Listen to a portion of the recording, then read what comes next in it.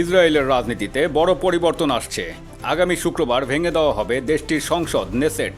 এরপর ২৭ অক্টোবর অনুষ্ঠিত হবে জাতীয় নির্বাচন। ২০২৩ সালের ৭ই অক্টোবর হামাসের হামলার পর এটি হতে যাচ্ছে দেশটির প্রথম জাতীয় নির্বাচন। ব্রিটিশ সংবাদ মাধ্যম দ্য গার্ডিয়ান জানিয়েছে, এই নির্বাচনের মাধ্যমে যুদ্ধাপরাধের অভিযোগে আন্তর্জাতিক চাপের মুখে থাকা প্রধানমন্ত্রী বেনিয়ামিন নেতানিয়াহুর জোট সরকারের জনপ্রিয়তার বড় পরীক্ষা হবে। সর্বশেষ নির্বাচনে নেতানিয়াহুর দল এককভাবে সবচেয়ে বেশি আসন পেলেও সরকার গঠনের জন্য তাকে উগ্র ডানপন্থী দলগুলোর সঙ্গে জোট করতে হয়েছিল। সেই জোটকে ইসরায়েলের ইতিহাসে সবচেয়ে ডানপন্থী সরকারগুলোর একটি হিসেবে বিবেচনা করা হয়। প্রতিবেদনে বলা হয়েছে, সংসদ ভেঙে দেওয়ার আগে বিতর্কিত কয়েকটি আইন পাশের চেষ্টা করছে নেতানিয়াহু সরকার, যাতে নির্বাচনের আগে জনসমর্থন বাড়ানো যায়।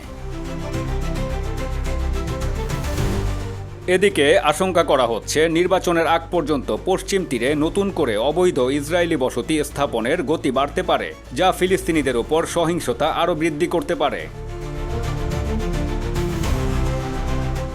বিভিন্ন জনমত জরিপে ইঙ্গিত মিলেছে, এবারের নির্বাচনে নেতানিয়াহু প্রধানমন্ত্রীর পদ হারাতে পারেন। তবে অতীতেও জরিপের পূর্বাভাস ভুল প্রমাণ করে তিনি ক্ষমতায় ফিরেছেন।